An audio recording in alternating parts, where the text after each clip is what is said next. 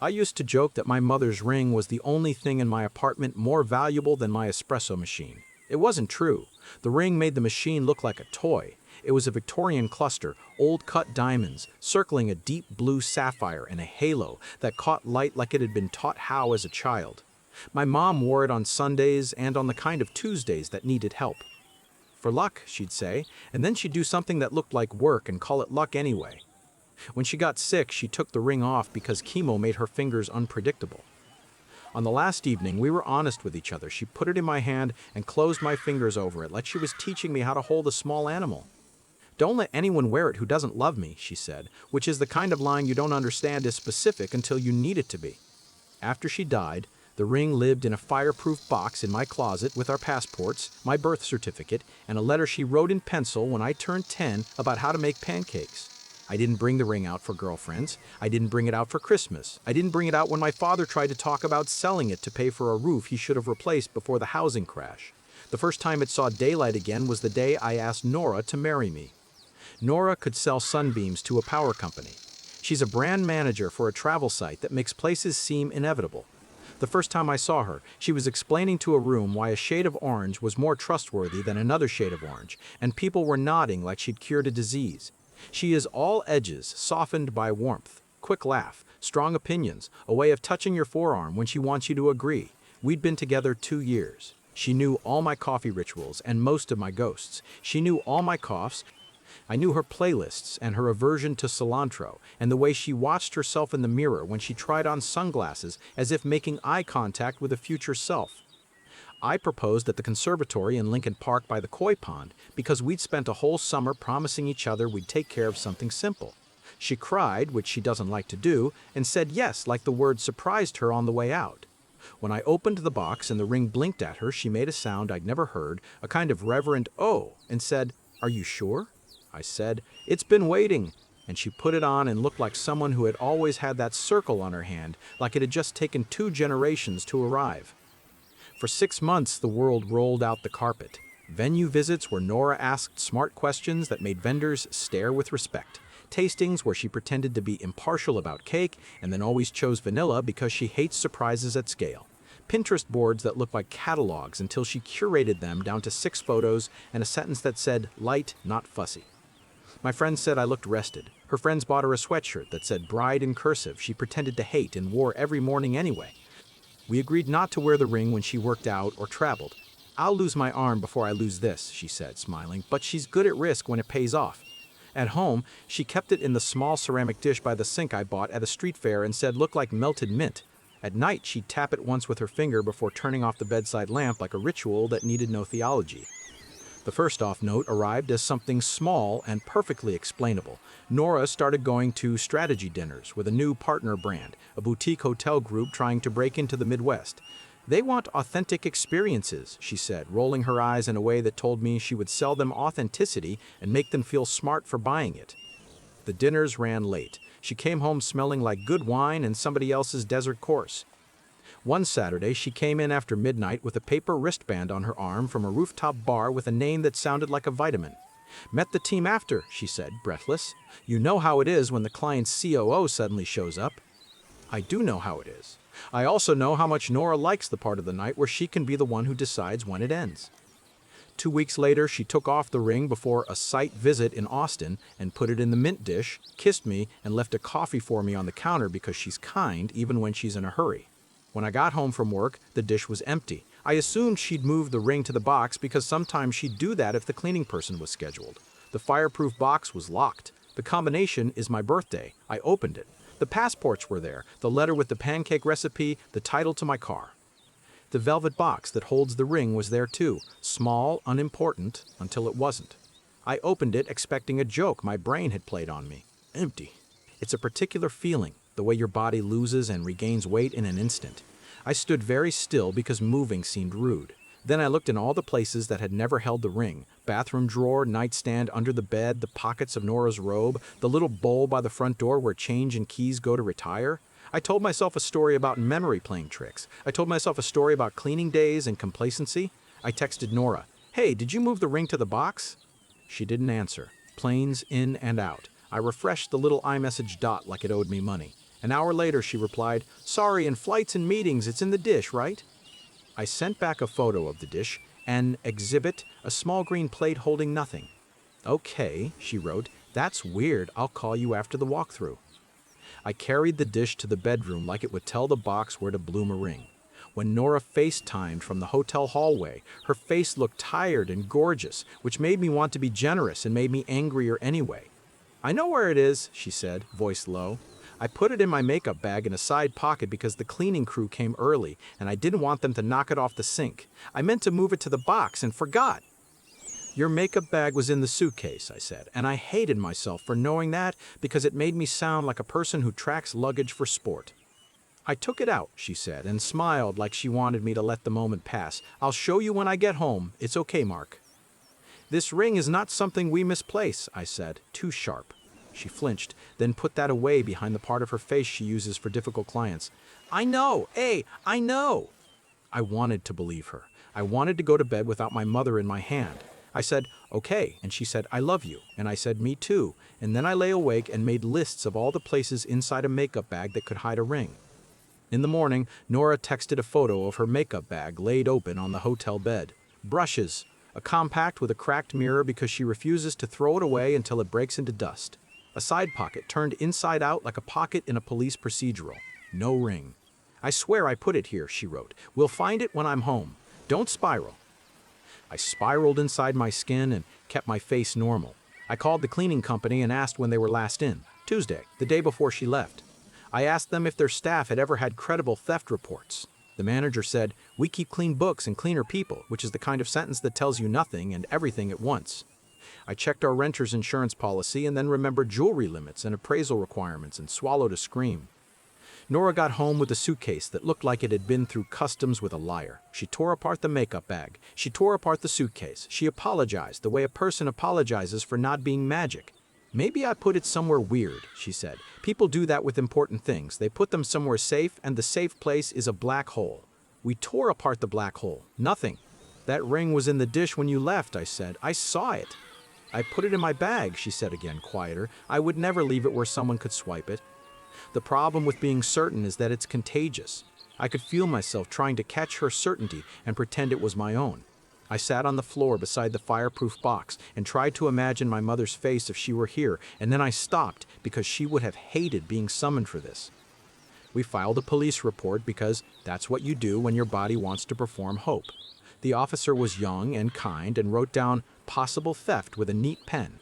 He asked if there was forced entry. No. Was anything else missing? No. Did we have recent photos? Yes. Did we have an appraisal? Yes. Could we share serial numbers? I laughed at that one and then wanted to cry again. He told me pawn shops report purchases to a database and sometimes that helps. Sometimes. He told me to call my insurance even though the number would make me sick.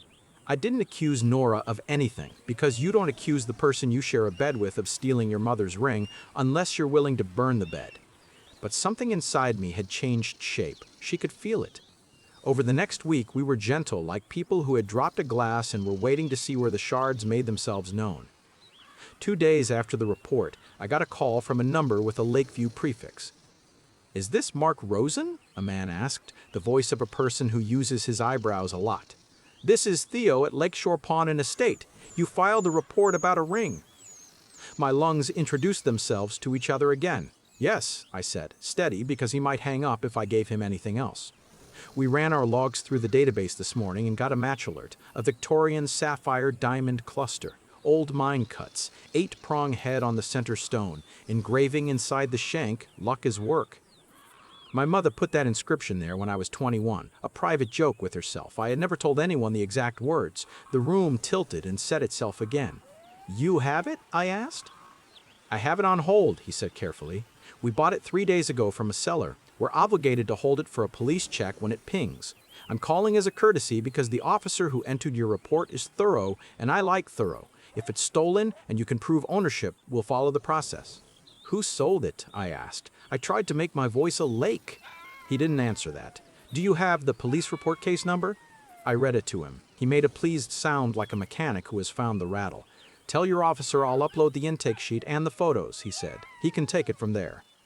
"The photos," I said, because I wanted to see what my life looked like under fluorescent lights.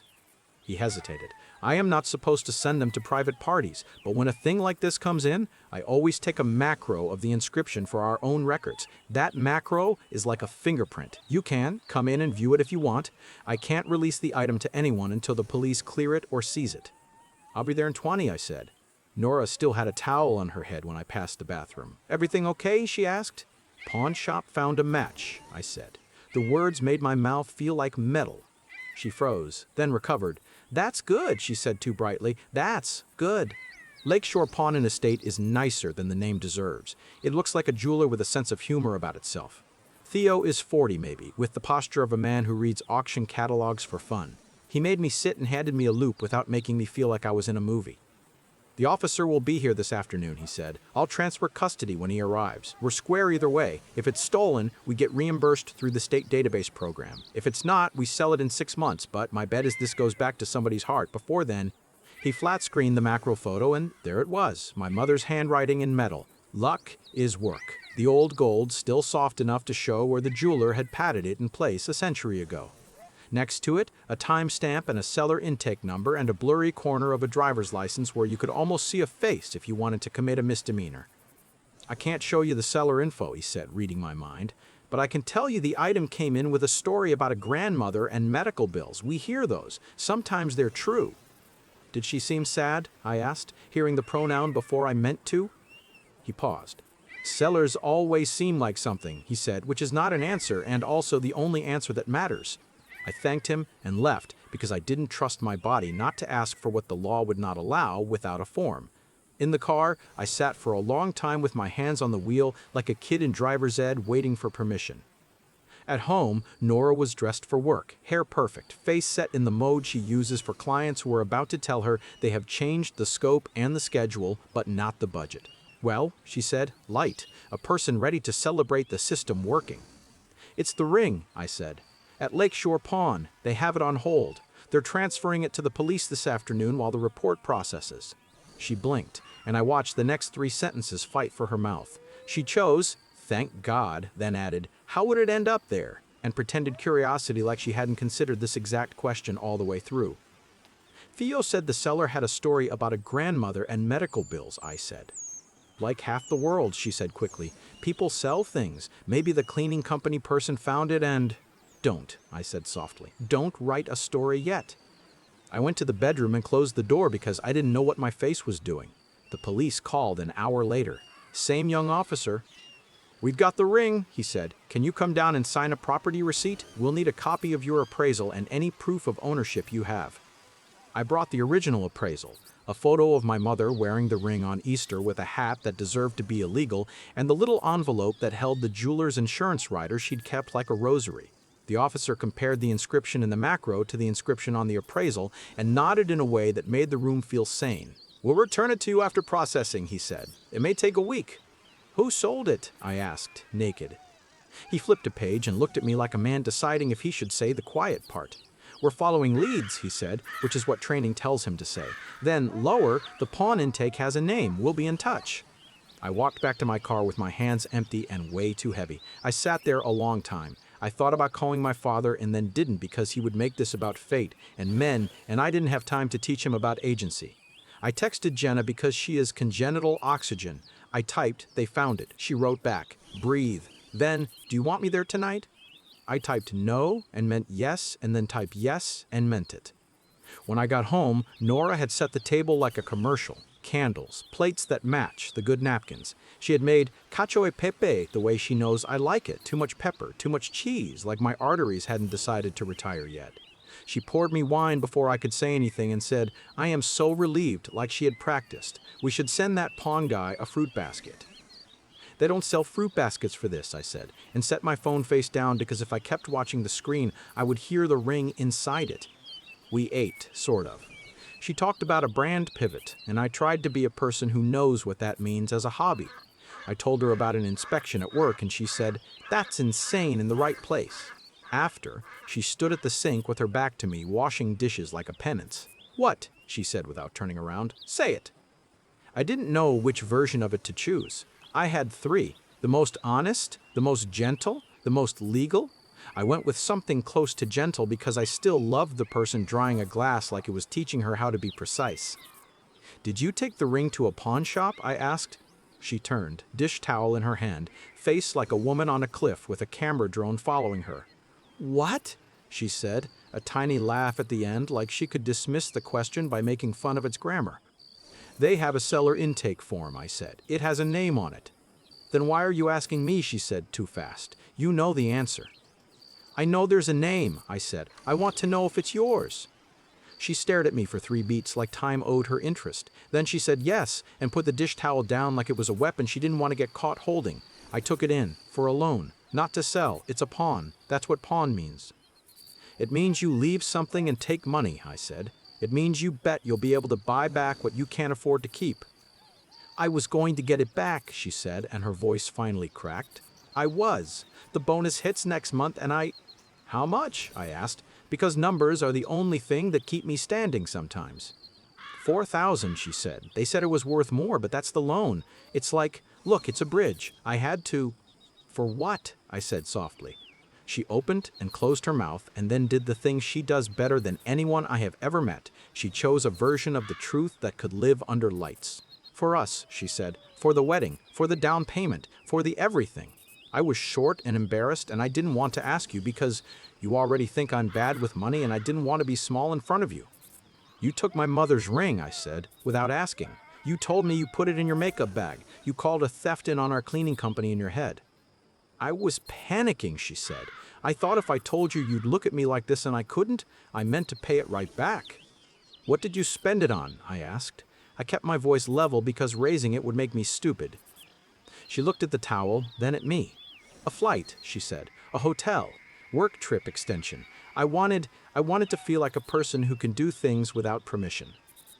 "Whose permission?" I said. "Mine? The budget? Gravity?" She looked cornered, not by me, but by the way words make walls. "I'm not cheating on you," she said suddenly, shooting the gun I hadn't seen her holding, "if that's what you're about to ask."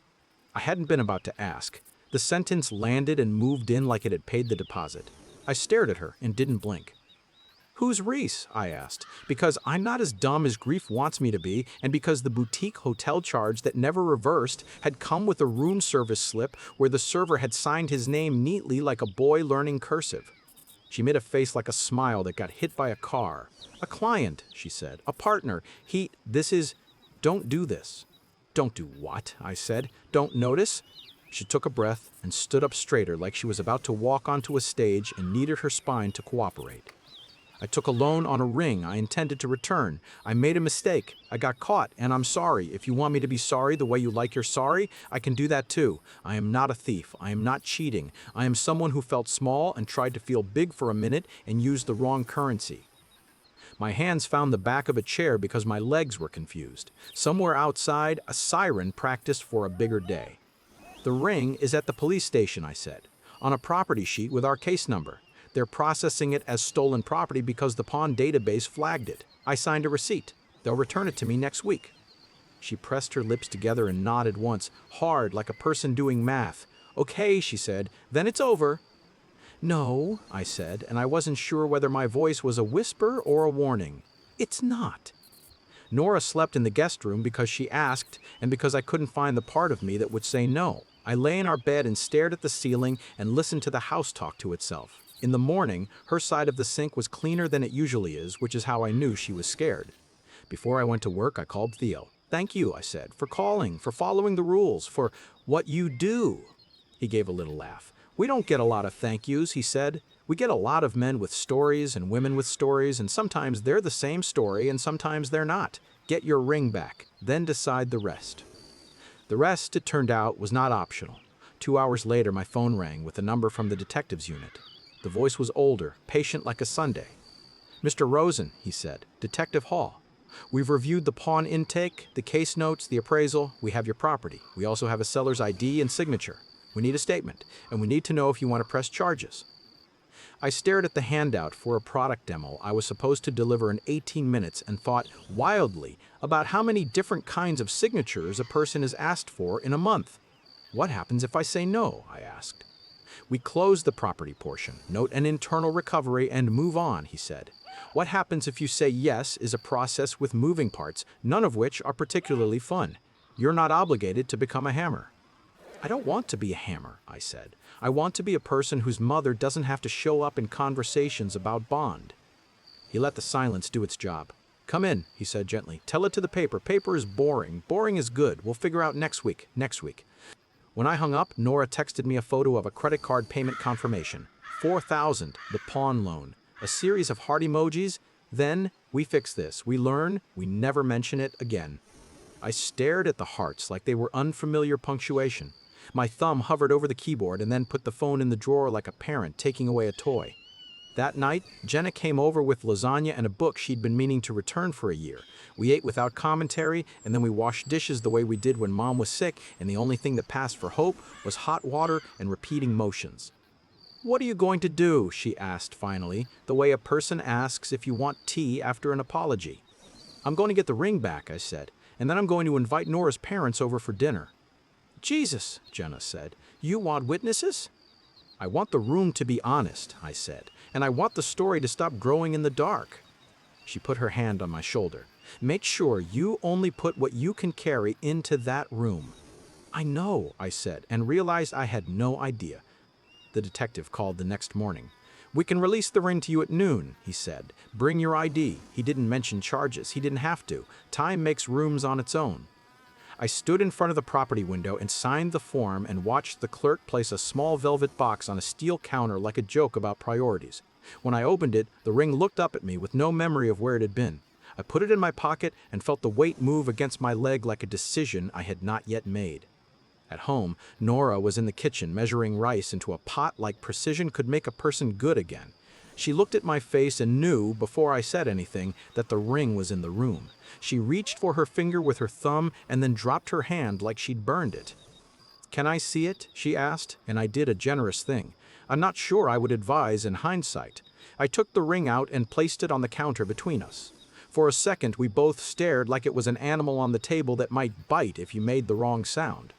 I want my parents here when we talk, she said. I don't want you to. I need them. Tomorrow, I said. 7. She nodded once. Okay. I put the ring back in the fireproof box and spun the dial, slower than necessary, the way you pat a dog after it's done something right. Then I sat at the kitchen table and wrote out everything I had to say in a way that might survive a room where everyone's favorite person is the person who just said the thing they needed to hear most. When I finished, the page felt honest and unsatisfying, which I'm beginning to understand is the truest sign of a plan that might work. The night before the dinner, Nora slept in the guest room again. I lay awake and listened to the box in the closet being exactly as quiet as it should be. At 3 a.m., I got up and made pancakes from my mother's letter, badly, and ate them in the dark with my fingers like a person who had gone backward but perhaps in the right direction.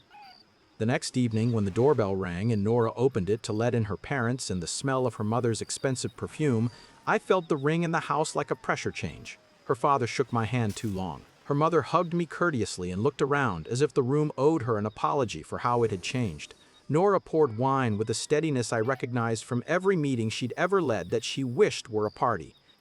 Thank you for coming, I said. I need to talk about something that has changed how I understand what we're doing. Nora's mother sat. Nora's father set his jaw. Nora looked at me like a person who has gambled on charm and, for the first time since I've known her, suspected it might not be legal tender tonight. I found Mom's ring, I said. The police recovered it from a pawn shop. They showed me the inscription. They showed me the property tag. They have a seller's intake with a name on it. Nora says she took a loan on it, intending to redeem it. She says it was for us. Her mother went very still. Her father looked at his hands. Nora said nothing. I don't believe the person I asked to marry me is a thief, I said. I believe she made a choice that made me small without asking if I could survive it. I believe the only way through this is with everyone who loves her in the room, so that no one has to hold it alone, and so that whatever comes next is not written only by shame. Nora's mother opened her mouth to speak and stopped.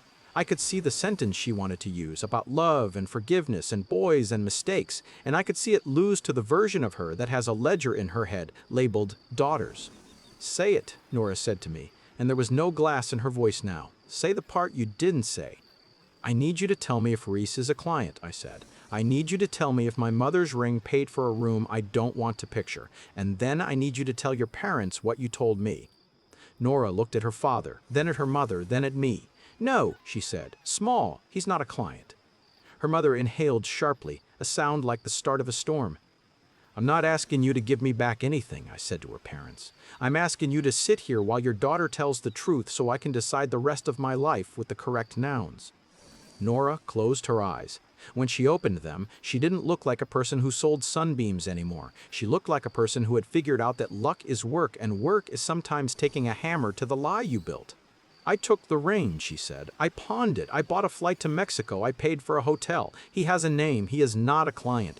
I thought I'd get the ring back before anyone knew, and then it would be an ugly secret between me and a box. I'm sorry your mother has to be in it." Her mother started to speak. Her father put a hand on her knee and said, "Not yet." I nodded once. "Thank you," I said, and it felt both insufficient and perfect. "Tomorrow I'm meeting with the detective again. He asked if I want to press charges. Tonight I wanted you to know what I'm deciding about, because if I don't press charges, the story dies in this apartment, and if I do, it lives in a file forever. Either way, it ends here." Nora reached for her water and missed. Her mother handed it to her without looking. I waited for the part where I became a speech. It didn't arrive. The room breathed. Outside, the garbage truck rattled the cans and moved on. I didn't know in that moment whether mercy or math would win.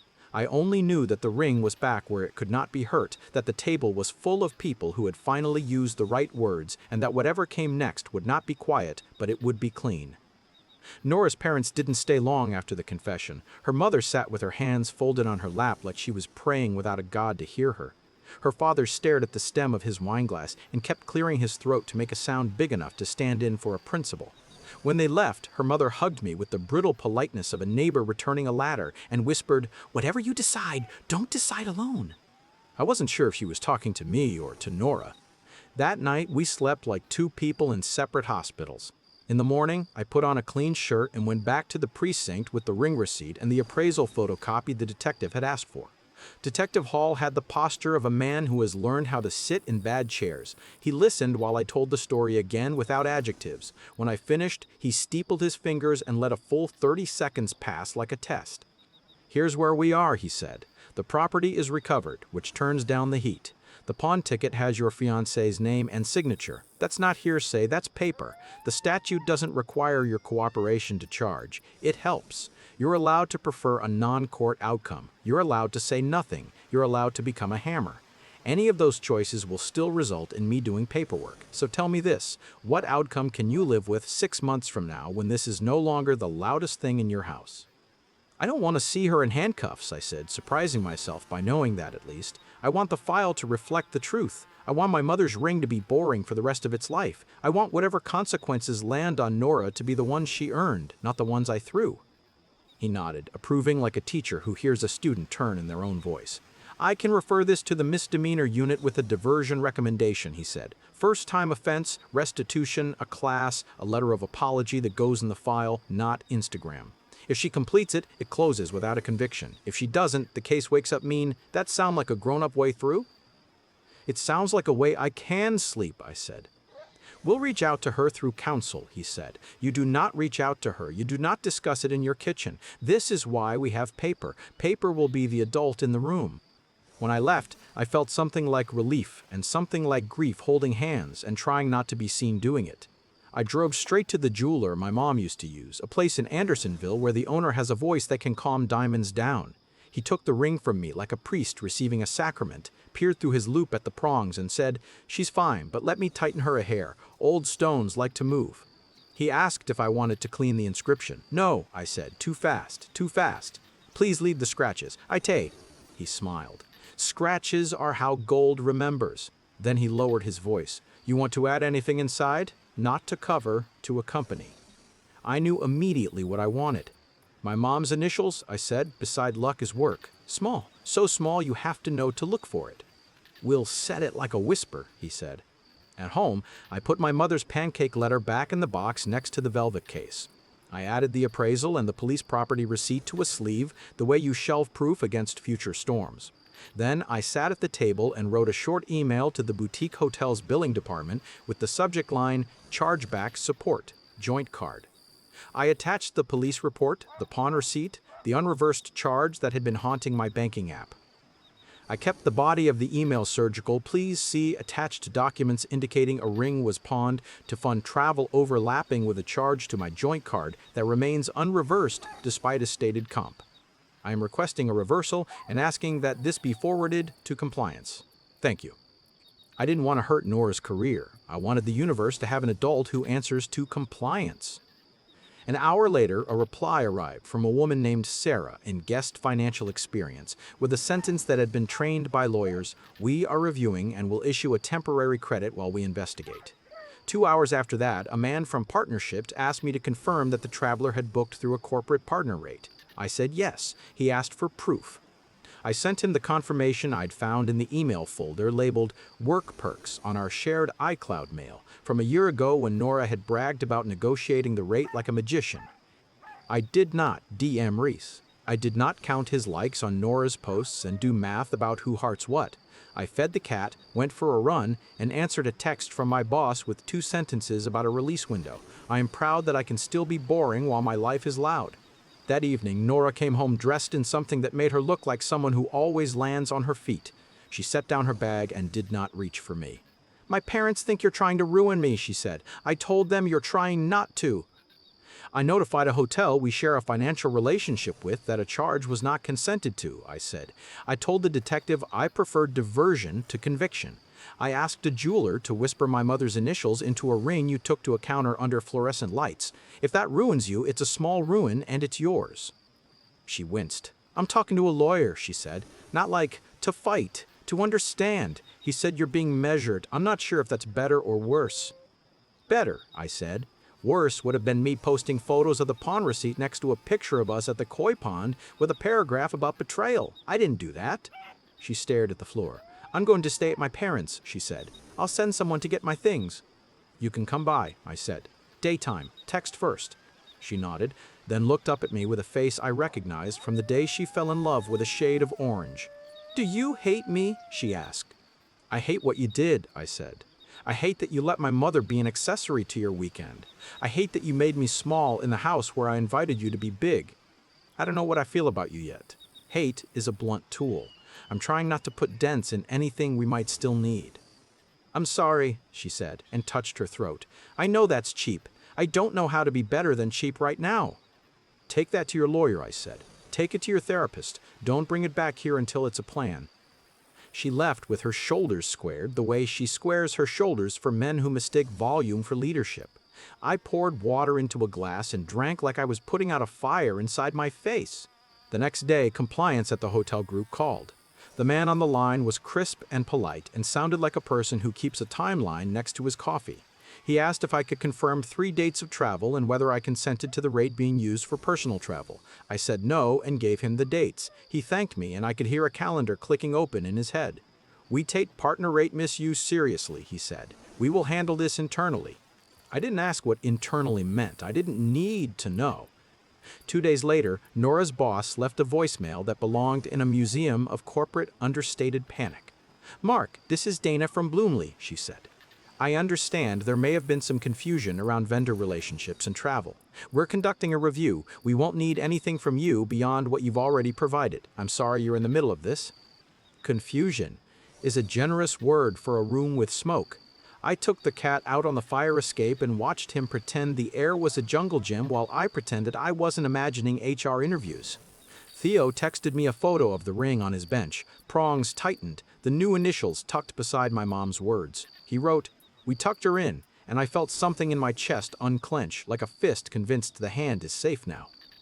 On Saturday, Jenna came over with the kind of breakfast that loves you back. We ate pancakes and bacon on the balcony like people in a nicer story. Then she rinsed plates while I boxed Nora's sweaters and the mug she loves that says "deliverable" in cursive. There was a moment when I wanted to keep the mug as evidence that once we were silly together. I put it in the box. Evidence doesn't make you warm in the winter.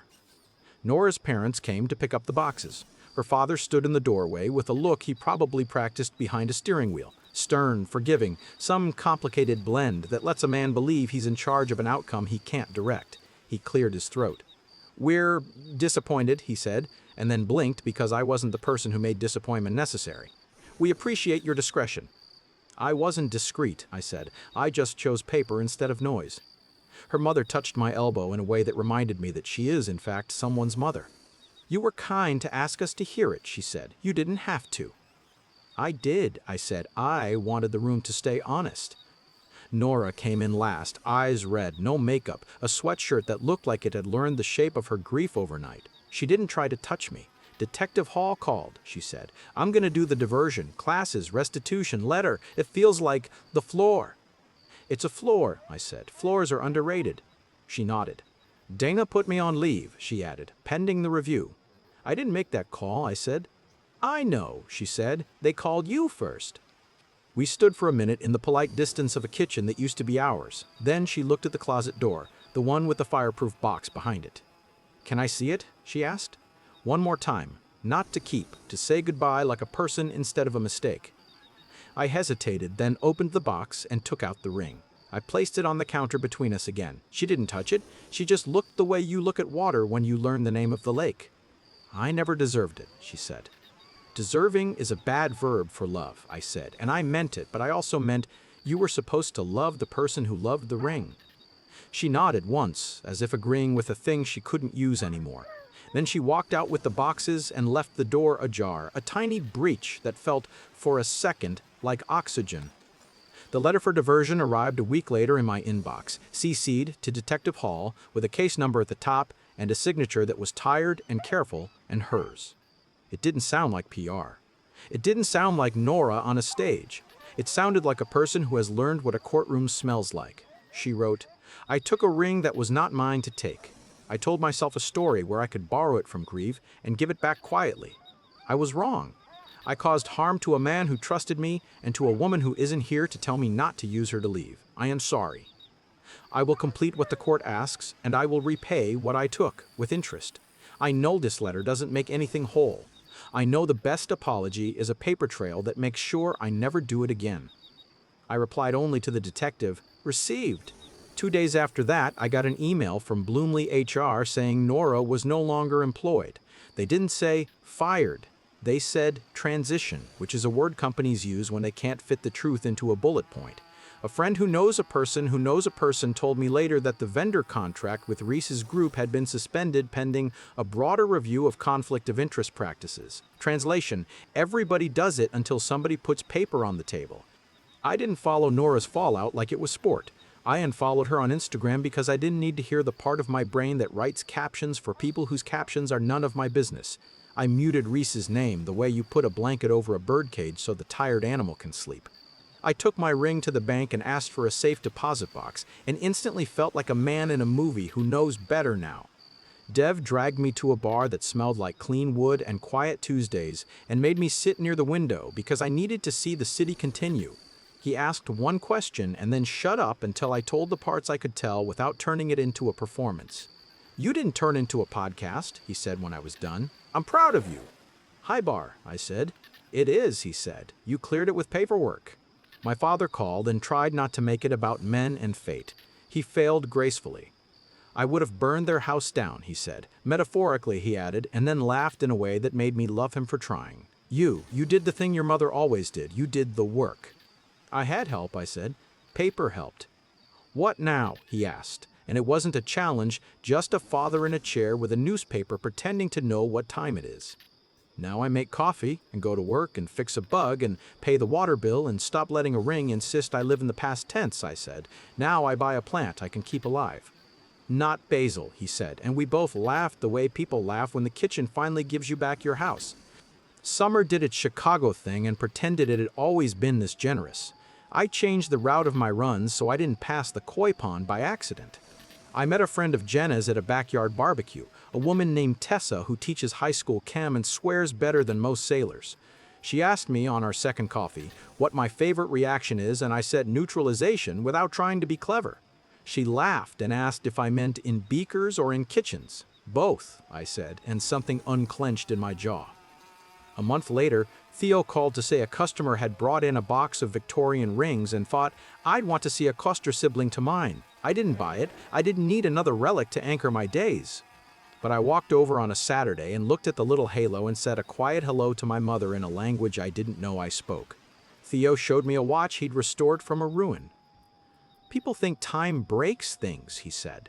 "Sometimes time is the glue, you just have to hold it long enough." In December, the diversion closed. Detective Hall called to tell me she completed the class and the restitution and the letter which they'd filed. "The file will always exist," he said, "but it won't shout."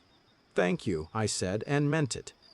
I took the ring out on a Sunday and sat with it in my palm until the metal warmed. I thought about the woman who taught me that luck is work, and work is love, and love is not an excuse to steal from someone's dead. I thought about the woman who taught me that survival without honesty is just a longer way to drown. I put the ring back in the box and slid the box back into the dark where some things are allowed to rest. If you want a bow on this story, there isn't one. There's a safe deposit box key in my desk and a recipe in my drawer, and a habit of asking for receipts in rooms where people prefer feelings. There's also a woman who used to wear a sweatshirt that said bride, and now wears sweaters that say nothing and might someday be someone else's cautionary tale, but she won't be mine anymore. There's a man on a Tuesday making pancakes badly and laughing because the kitchen is a place you can be forgiven for not getting it right the first time. Tell me your take. Would you have pressed charges and let the court write the lesson in ink, or chosen diversion like I did and asked paper to be the adult while your heart learned to walk again? Would you have sent the pawn receipt to her boss and lit the whole brand world on fire, or let compliance find its own road? Drop your thoughts in the comments. If this one landed for you, hit like so. It reaches the next person staring at an empty ring dish and a story that doesn't add up. And subscribe for more long, twisty, true-feeling messes where the justice isn't cinematic. It's signatures, policies, and a ring that finally gets to be quiet.